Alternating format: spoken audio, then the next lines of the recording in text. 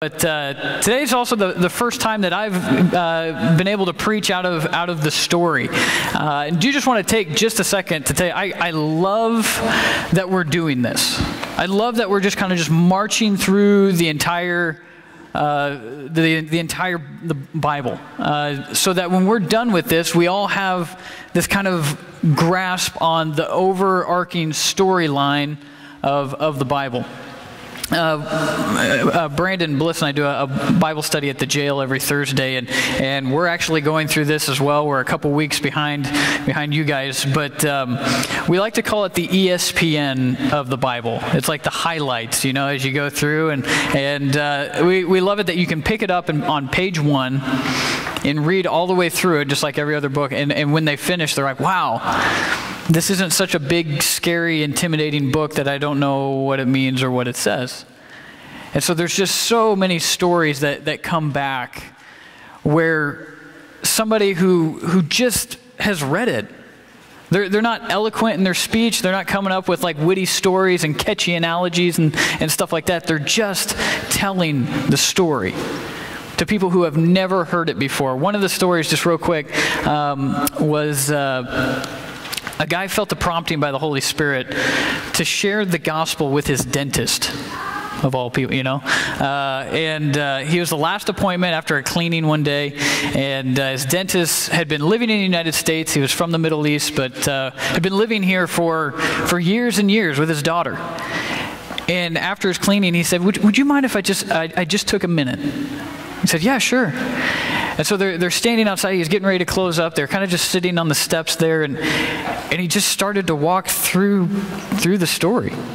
He started with Abraham, and he ended in the Gospels, and man, it wasn't profound on his part. He just told what he knew. And when he got done, they looked at him and they just said, we've lived here for years. This is supposed to be the Christian. Nobody has ever shared that with us before. It's the most beautiful story I've ever heard. It's like, man, if we would just tell the story. It does remarkable things. We're responsible for the possible. It's possible for us to share the gospel. It's possible for us to tell the story. But the connections, the change of the heart and the mind that the Holy Spirit does, that is beyond our reach. And so we leave the impossible up to Him. So just want to encourage you with that. As we go through this, be preparing yourself to be able to go out and to share this with somebody someday, because they really, really need to hear it. But we're in chapter 10. If you want to open up your books, the story. And it's entitled Standing Tall, Falling Hard. And as we get into this, I'll just introduce you to the guy we're going to start talking about. In chapter 10, it starts out, there's a certain man from Ramathaim, a Zuphite from the hill country of Ephraim, whose name was Elkanah, son of Jeroam, the son of Elihu, the son of Tohu, the son of Zuph, an Ephraimite. Did you catch all that? There'll be a quiz later. No, I'm just joking. One of the things that I come across where people are really, really hesitant to read out loud from the Bible because you come across all these weird names of people and places that you don't know how to pronounce. Let me just give you a little tip. Just plow through it, all right? Just say something confidently. Just say something definitively, because even if you don't know how to pronounce it, odds are they don't either. And even if they do correct you, all you got to say is, "Oh, I was going with the literal ancient Greek, not the modern Greek, or that was a soft Hebrew on that one." Just make something up. Just go with it. All right. So we're starting out with a guy named Elkanah, and Elkanah has 2 wives, Hannah and Peninnah, or Penina, depending on the literal Greek, maybe. I don't know. But Peninnah has children. Hannah doesn't. And every year, Elkanah would take his wives, his family, and he would go to Shiloh. All right, Shiloh was kind of like the Jerusalem before there was Jerusalem. It's like the spiritual epicenter, the hub of all worship of Yahweh that's going on. And so he would take them up there, and this is what every good Jew did at that time, and you would offer the sacrifices that you're supposed to offer for that year. And so he would take them up, and Peninnah would just hammer Hannah on the fact that she didn't have kids. And you have to understand, in that culture back then, at that time, a woman standing And the respect and the honor that she had was basically built almost solely upon her ability to provide her husband with offspring, particularly sons. And so Hannah, not being able to do this, she just feels like, man, I'm not able to fulfill my role. I'm not able to be an adequate spouse. And so this is obviously something that's deeply troubling her, and her rival, Peninnah, who's a really mean-spirited person, is just getting at her. And this is causing her to weep and to grieve. And so they go up to Shiloh, and she's just grieved with all this. I mean, you ever been like really upset about something? And her husband Elkanah, he's passing out portions of meat and stuff like that, and he gives her a double portion because he kind of knows what's going on. He loves her and stuff. And when she's not eating, Lord bless him, he tried to help, but just some of the dumb things people say sometimes. Or this is her situation, okay? We all, and especially ladies, you can see how this is. He says, "Why are you upset? Aren't I worth 10 sons to you?" Dude, not helpful at that time, you know? It would be like if like Karis, my daughter, went missing, okay, and my wife is just, beside herself, frantically, we got to find her, and I would say something like, "At least you still got me, right?" Yeah, duck and cover at that point.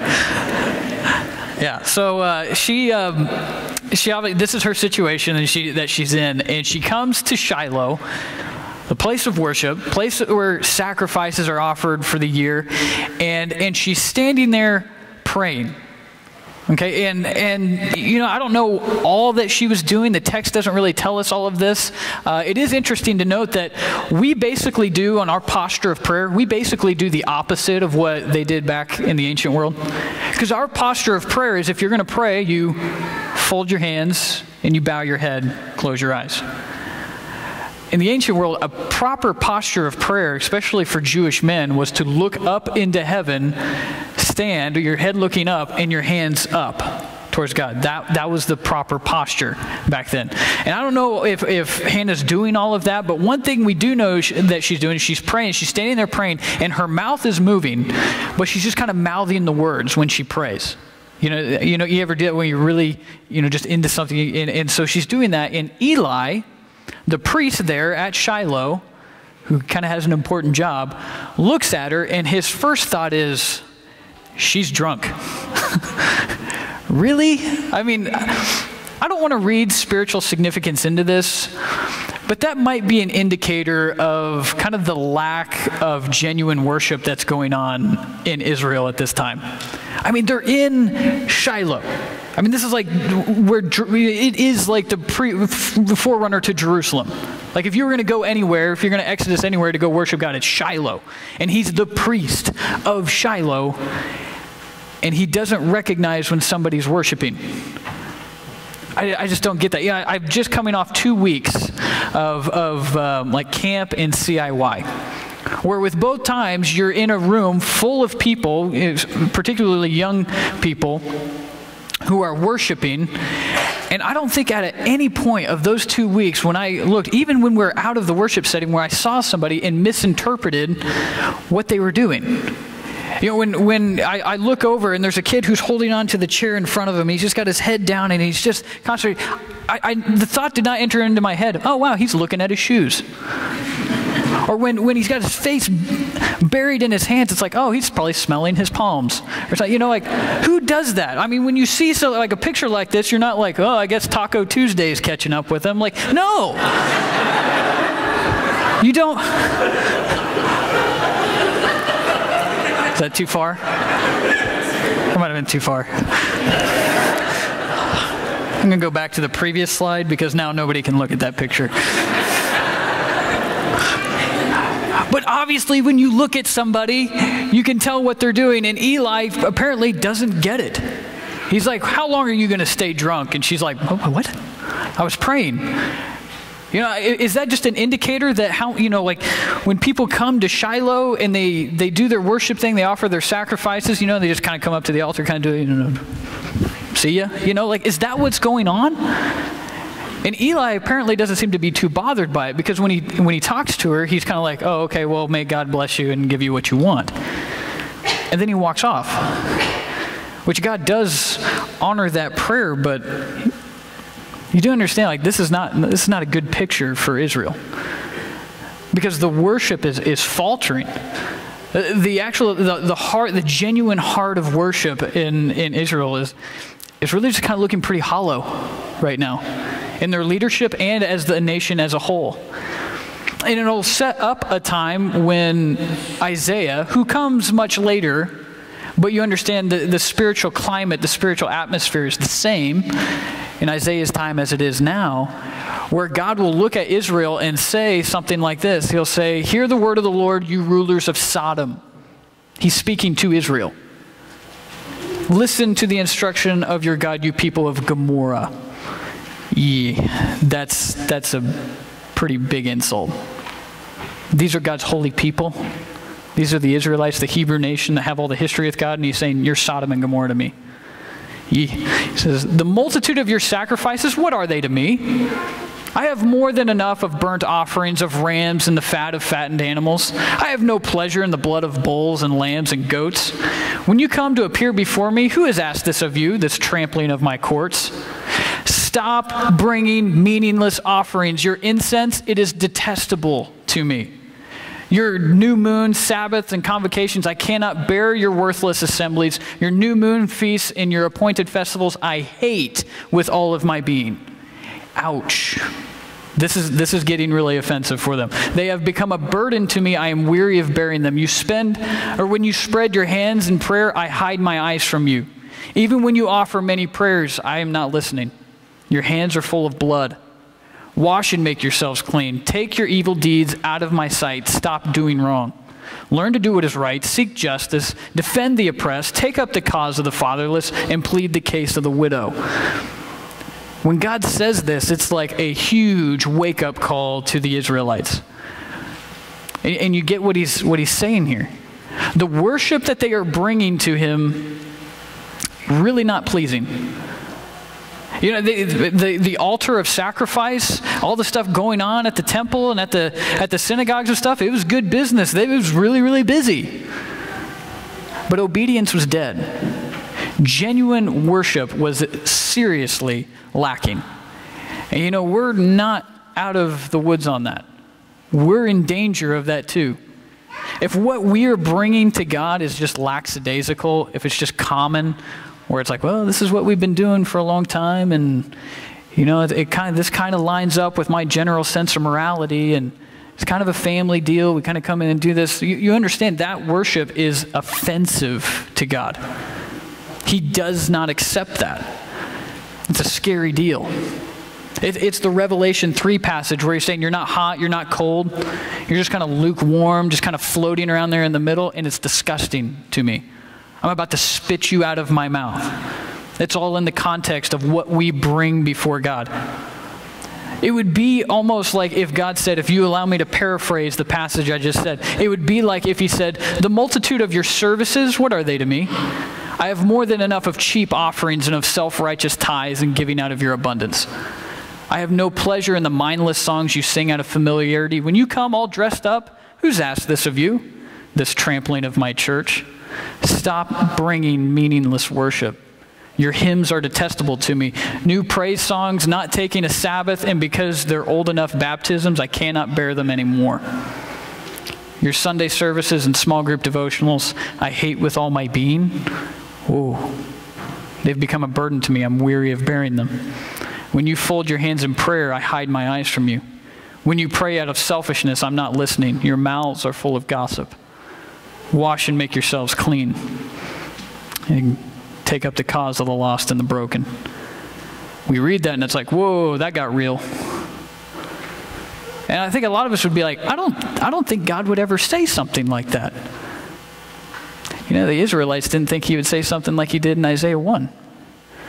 He says, you know, you draw near to me with your lips, but your hearts are far from me. If that's what we have to offer towards God, he very well would say this to us. It's not that God needs our services. He doesn't need our worship. He desires authentic worship brought to him. And anything shy of that's just offensive to him. And so that's the spiritual climate and atmosphere in Israel. And at this time, it's really not looking too good. Mostly because of the poor leadership. Eli is the priest, and there's times where Eli, you kind of root for him. You're like, all right, Eli, you're on the right track. And other times you're like, dude, what are you doing? And one of those times is Eli has two sons. Hophni and Phinehas, or Phinehas.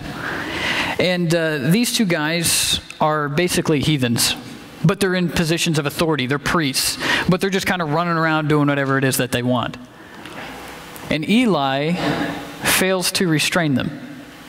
Note that these are not teenagers. These are grown men.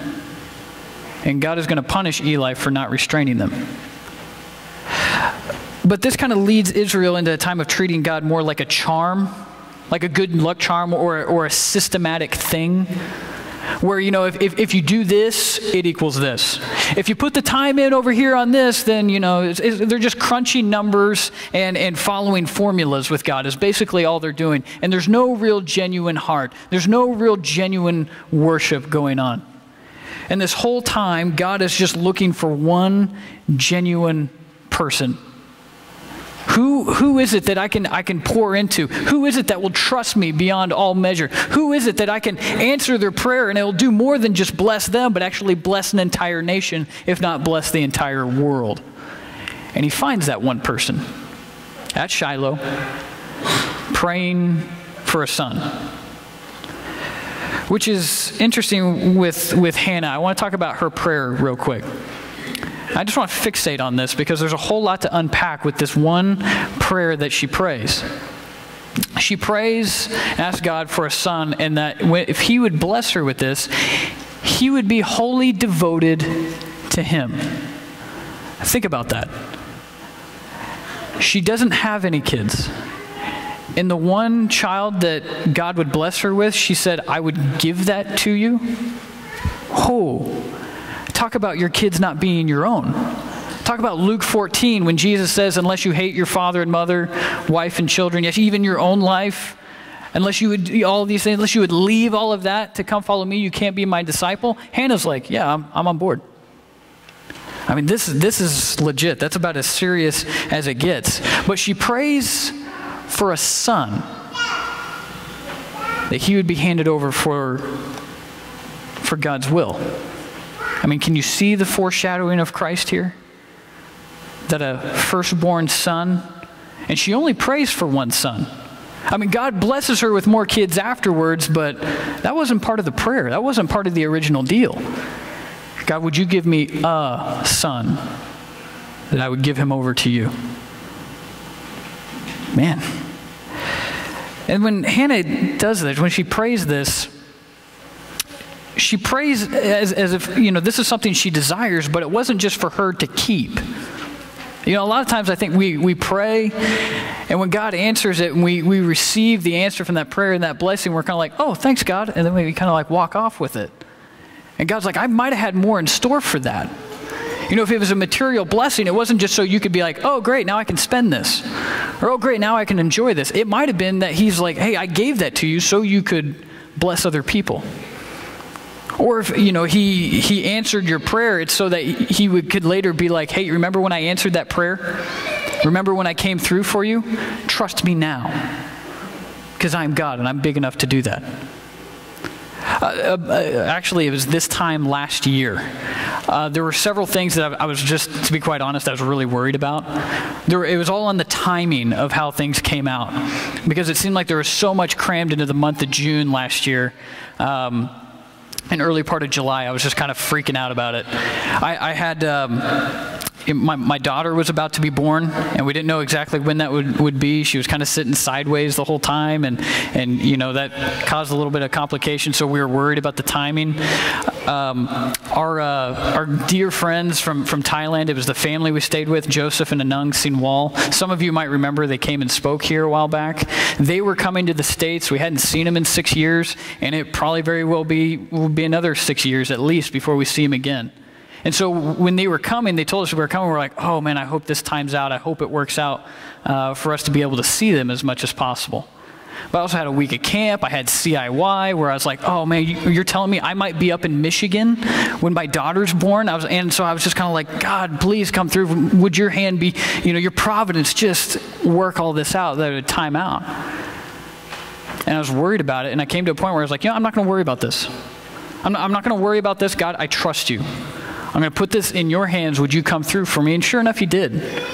I mean, I could not have asked it to time out any better. And he calls me back to that from time to time.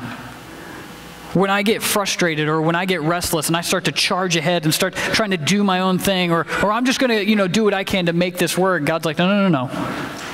Remember when I answered your prayer on timing? Trust in my timing. Trust in my hand and my capability to bring this about for you. God's not just answering prayers because he wanted to say yes to something that we wanted. It was so that we would actually see what he is capable of. There's a reason why he left the Israelites in Egypt when he sent the 10 plagues. He could have just sent them out into the wilderness and they wouldn't have known anything about it. He said, no. I want you there. I want you to see what it is I can do. And I think that's what he has intended when he answers our prayers. And so Hannah has a son. She names him Samuel. And when he's weaned, he's taken to Shiloh and basically handed over to Eli to be raised up to one day lead Israel. And so he's kind of groomed for this. And one night, we kind of read through this story. God's calling Samuel, and he gets up and he goes to Eli. He's like, what'd you want? He's like, I didn't call you. So he goes back to bed. Same thing. God calls Samuel. He gets up, goes to Eli. Hey, what'd you want? You called me. I didn't call you. Go back to bed. And this happens again and again. And then finally, Eli's like, I think it's God that's calling you. So when he calls you again, answer, here I am. Speak. And so God speaks to Samuel. And the thing that he tells him is about the coming judgment of Eli. And so Eli the next morning kind of pries it out of him. And he says, you're going to be punished for not restraining your sons because they've led Israel astray. Quick note, Samuel will be rebuked by the leaders of Israel for the same thing for his sons. But when Eli gets that news, he doesn't stomp up and down and cry out, that's not fair. He doesn't throw his hands up and be like, well, there's no point in serving God now, and quit his job. He doesn't do any of that. The only thing he says is, he is the Lord. And let him do what is good in his eyes. He is the Lord. Let him do what is good in his own eyes. Meaning our opinion counts for very little at that point. How can you argue with the one of all authority and all power? And so time goes on, years go by, Samuel grows up, and he's now regarded as the prophet, and he's going around doing different things, and the Israelites one year go to war against the Philistines, their longtime rival, longtime enemy, and this time against the Philistines, they lose. Surprising upset. Oh no. They lost like 4,000 people that day, and so they get this bright idea. They think, you know what? To ensure a victory, you know what we should do? We should take the Ark of the Covenant out into battle with us. There's no way we are going to lose this battle if we have the Ark of the Covenant. We have the presence of God. Again, using it like a good luck charm, a get out of jail free thing. And so they take it out there, and of course they're led by Eli's two corrupt sons. And they go out, and this is the crazy thing, is they get all excited. They're yelling, they're stomping up and down. They make so much noise, in fact, the Philistine camp is trembling in their boots. They're like, what in the world is going on? And they're like, a God has entered into their camp. And they remember what God did to Egypt. And so they're pretty upset. They're having to try to pull any sort of courage that they have at this point. And they're like, oh man, we are going to die. And the Israelites are like, yeah, we're going to make you die. We got the ark. And they're coming in, they think they're just going to walk all over them, and basically the opposite happens. They lose 30,000 soldiers that day. 30,000 Israelites dead. Hophni and Phinehas, they die. They lose two of their leaders. And worse yet, they lose the Ark of the Covenant. The Philistines grab it. You realize what's in the Ark of the Covenant, right? Like the 10 Commandments that Moses received from God, those are inside there. A bowl of manna, the part of Aaron's staff. I mean, that's like some significant stuff. And God's favor goes with the ark, and so the Philistines now have it. And so a Benjamite runs all the way back to Shiloh to give the news. And so he kind of, as he's going in, he's giving the news, it creates this, big uproar in the city of Shiloh. And Eli's sitting out there, and being an older gentleman, he can't hear it and he can't see it. He can't see what's going on. And so he finally comes up and he gets the news. Your 2 sons are dead, and the Philistines have the ark. And it's almost kind of a weird scene, because he was sitting on his chair, and the news was so shocking to him that he falls backwards, and it says he was a heavier gentleman, and he falls back, lands on the back of his head, and breaks his neck and dies. So they've lost 30,000 men, 3 of their main leaders, and the Ark of the Covenant. Not a banner day for Israel. Things are not looking good at this point. But here's the thing the ark ends up causing all sorts of trouble for the Philistines. They try to put it in their, in a sense, trophy case. They can look at what we've accomplished. And it causes, God just sends tumors and all this stuff. And they're like, let's just get rid of this thing after a while. So they take it back to the Israelites. They're like, here, just have it. But even the Israelites are afraid to bring it back to Shiloh. They just kind of leave of the border there at a place called Kiriath Jearim. It stays there for 20 years. Nobody touches it. So Samuel gets he leads Israel, and things kind of start looking a little bit better. They stop worshiping pagan gods for the most part. They're able to subdue the Philistines. But one thing happens that's really kind of just lets the air out of the balloon, is that the Israelites begin to ask for a king. It's like, give us a king. We want a king. And to Samuel, he takes that pretty offensively. Because it's like saying, Samuel, you're really not doing a bang-up job here. We would want somebody else more qualified to come in. Imagine if that were you. Any job that you're doing right now, that your boss comes to you and is just kind of like, you know what? I think you could be replaced. For some of us, this probably happened. And it's really tough. So Samuel obviously doesn't take that very well. And God comes to him and says, no, they're not rejecting you. They're rejecting me. Because there's 2 things that they say why they want a king. First is, we want a king because we'll be like everyone else. We'll be like all the other kingdoms out there. They all have kings. We want to be like everyone else. And God is saying, you're a holy nation. By definition, holy means set apart. Set apart, not like the rest. I didn't call you to be like every other nation. Look at every other nation. Do you think they're doing any better? And Israel's like, no, we just want to be like everyone else. So what happens when our identity is more tied to the world than it is to God's calling on our life? When we're called to be like Christ, we're really not doing him a favor when we look just like the rest of the world. And the second thing they say, and this one really stings, they said, we want somebody to go fight our battles for us. Saying that in light of the battle they just lost, it's like they're blaming God for their sin. And we took the ark out, and you didn't show up for us, God, so we want a king to go fight our battles for us. And God is saying, if you would have obeyed me, I would fight for you. Remember Egypt? Remember your forefathers were slaves? Who led them out? You remember the Red Sea, right? Pharaoh's army? You remember Jericho and the walls come tumbling down? Who was that? That was me.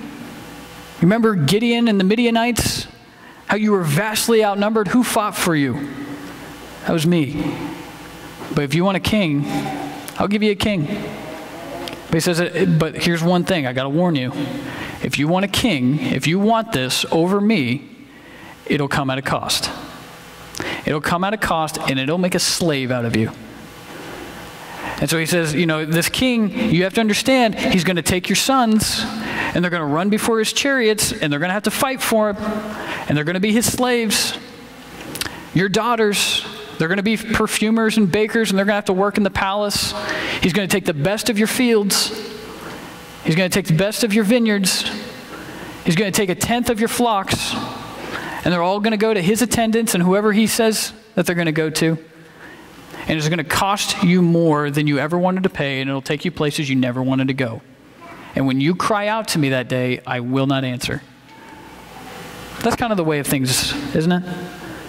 When we choose something other than God or over God, it always ends up making a slave out of us. And we end up paying more for that than we ever really wanted to. But we live in a world, especially in a culture, that has no clue of that. No concept of that.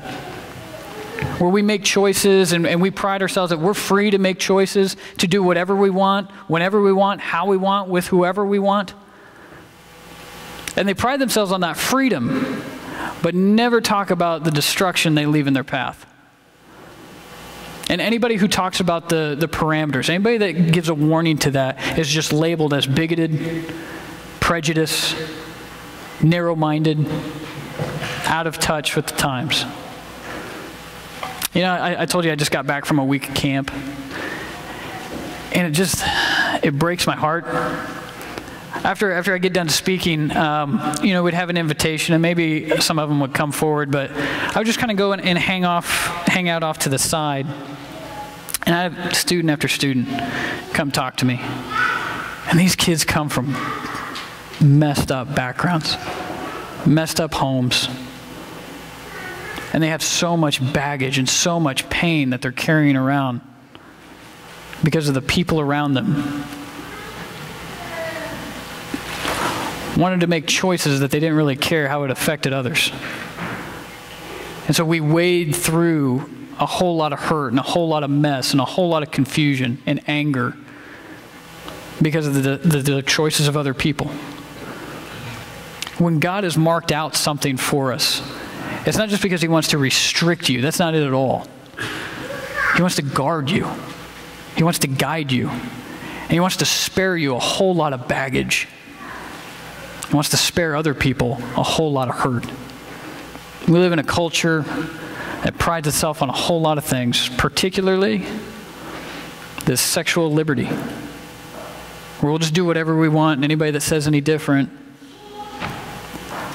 that there's a whole lot of hurt, even in this room, because of that, because of the choices that were made, either by us or by somebody else. And God is saying, it comes at a cost. You understand that? When you choose something over me, and it's going to be more than you ever wanted to pay. But Israel says, nope, we're not listening to that. We want a king. We want a king.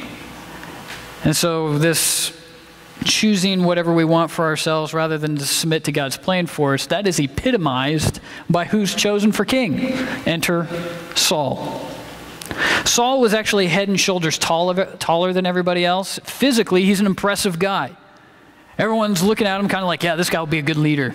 This guy, he's our guy. That happens all the time, doesn't it? Where somebody's put into a position of leadership because we look at the exterior stuff. Oh, that guy, he's a great guy. Yeah, there's stuff about him I'm pretty impressed with. And we look at all these exterior things. Maybe he's just a nice guy. Maybe he's just been around forever. And so we push him into a position of leadership, even though none of those things that we'd said about him count as spiritual qualifications for leadership. You can find those in 1 Timothy 3. These are what make a good leader. But Saul, yeah, he was impressive physically. But no, as he's head and shoulders taller than everybody, when somebody else comes along that's head and shoulders taller than him, he's got nothing. When Goliath comes along, I don't want to take anything away from Mark's sermon next week, but when Goliath comes along, he cowers. He's got no courage. He's got no faith.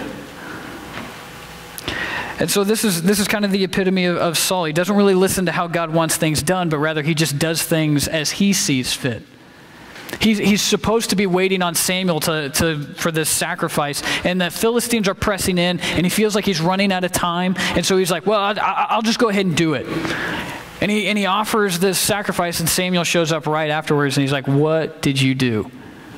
That was dumb. And now you're going to pay the price for that. And Saul's like, whatever. He's going to charge through, do whatever it is that he sees fit. And he never really comes to that point where he ceases to refuse to listen to God.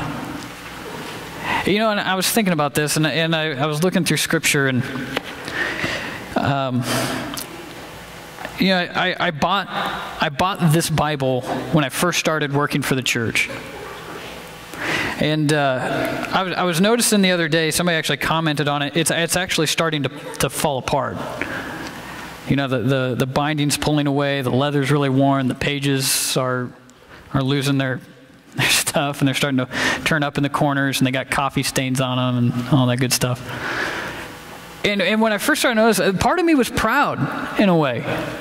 Because I was like, yeah, I used it so much it's falling apart, you know. And I was proud of that. And I think the Holy Spirit halted me on that. Because what am I really proud of? Well, because I wore out a Bible? I mean, what are we really proud of that we're marking as accomplishments in our spiritual walk with Jesus? Well, we're wearing out Bibles, we're wearing out pews. That we sit in sermon after sermon after sermon, of the decades of faithful attendance, of the hours upon hours upon hours of time invested. What good is all of that if we never actually did what the King ordered us to do? Then what we're doing here is only what we ever saw fit in our own eyes. We only ever did what we thought was agreeable with us and not actually submit to a king. Because what he called us to is to not wear out Bibles or to sit through sermons. What he called us to is not to go out and do stuff, but to go out and be something. We are to be the light of the world. We are to be disciples of Jesus. And so if we're not discipling, if we're not evangelizing, if we're not doing what the King commanded us to do, then what are we really doing? And what are we really even proud of? And this fits so many people. As we read through the story, I look at, if we want to rewind a few stories back with Aaron. Aaron, the brother of Moses, he has all this pressure from the Israelites about, hey, Moses has been gone for like 3 weeks. What's going on? And so they force Aaron to, make this golden calf. And you notice what Aaron does there? He makes the golden calf and he says, this will be the worship to the Lord. He took what he knew from the world, what was worldly, and he mixed it with what was holy, and he passed it off as true, authentic worship. We do the exact same thing, where we take what we know from the world, all of this worldliness, and then we take a little bit of what is sacred, what is holy, and we mix the two, and we call it Christianity. We have got to stop doing that. Either we are going to fully surrender to Jesus, or we're going to get out of the way and stop being lukewarm in the middle. At Barna Research in California, they did this survey of thousands upon thousands of people who call themselves Christians. And they said about 80% of everybody that they interviewed that called themselves, they described themselves as Christian, they said 80% of them have made personal decisions for Jesus. Hallelujah, great. And even almost that number, like 78%, said that they think their spiritual maturity and their spiritual well-being is important to them. So they'll do things to try to maintain their faith. That's great. Less than 18% said they were fully committed to Jesus. That doesn't look good. Less than 1 out of 5 Christians, followers of Jesus, would actually say, whatever he commanded me, I would do. Less than 1 out of 5? We have a whole world to win. It's really hard when most of the people who call themselves disciples of Jesus are asleep at the wheel. They're still asleep in their faith. He's called us to something. There is a mission. There is a task here that we have to get on board with, and we cannot blend whatever it is from the world and whatever it is that we glean from here that's agreeable to us and mix the two and call it good. It just doesn't work that way. And that's what Saul did. And that's what the kings after him will do. And it leaves a terrible legacy. They will leave a whole lot of damage and destruction in their wake. And we'll unpack that in further detail. But the challenge this morning is, what are the things that we're refusing to listen to God on? What are the things that we are yet to fully surrender to him? Maybe it's forgiving someone. Somebody did or said something that we're still hung up on, and God's saying, you need to forgive. Maybe it's getting over a situation that we're still angry about. Or maybe God is calling us to give up something that's causing us to sin. I come across this one a lot. Where it's like this, whatever it is in your life, whether it's a relationship or whether it's a thing, it's causing us to have this distance between us and him. A lot of times it's something electronic. Well, I would give that up and stop viewing this material, but I check my email on this, so you know. We will never really be serious. We will never truly get out of that sin if that's the case. We need to fully surrender. Maybe we're being called to confess something. Maybe it's going deeper and trusting God with something more, or taking that bold step and being like, I'm going to share my faith with somebody. Or I'm going to take somebody under my wing and disciple them. That would be awesome if we did that. Or waiting on his timing, or teaching our children, that we would be the ones who are the primary teachers of our children. Please don't leave that up to myself or Rachel or Mark. We're not to be their primary teachers. You are. Or being in the Word of God, or whatever it is. And I think a lot of times we know what it is, but we're just kind of dragging our feet spiritually. It would kind of be like if somebody showed up in the morning all disheveled. They got some really rank morning breath. You know, their hair's all crazy. They haven't put on deodorant today, so they smell a little funky. And you know, they come and they're like, you know, I know this isn't right. And I would just ask that you'd pray that God would give me clarity on how to resolve this. I know how you resolve that. Wash yourself. Sometimes we know what that obvious answer is. We know what it is that we need to do. We're just dragging our feet because we don't want to do it. And the irony about this lesson, or this chapter, is that those who really are standing tall are the ones who are fully obeying God. The irony is that the posture doesn't fit. The ones who are standing tall in this chapter are the ones who are bowed in humble submission before God. And the ones who are falling hard are the ones who just decided to do whatever was right in their own eyes. When Jesus comes to a crowd, to a large crowd, and he says something really difficult for them to hear, he doesn't apologize and be like, I know, I'm sorry that hurts. No. He says, whoever has ears to hear it, let them hear. And the ones who didn't, they just go home. And they go back to believing whatever it was that they believed before they came. They just did what was right in their own eyes. They didn't have ears to hear. The question this morning is, do we have ears to hear? And if so, what's holding us back? God's looking for those who are willing to stand tall and surrender. And so this morning, as we get ready to sing our hymn of decision, if there's something that's weighing or pressing on your mind, I ask you to come forward. Or if it's something that you feel like, man, this has just been such a burden, I've been dealing with this. If you come find me, come talk to me. I'd love to talk to you about that, or one of our elders. The worst thing is just to let that go and to let that remain in the pew. If you think that, well, I'm going to get this resolved and I've made a personal decision in the pew, chances are that decision won't leave the pew. It'll stay right there. And then you'll come back next week and try to pick it back up. And it'll always, ever be only in this room and not out there where it counts. So let's stand and sing our hymn of decision.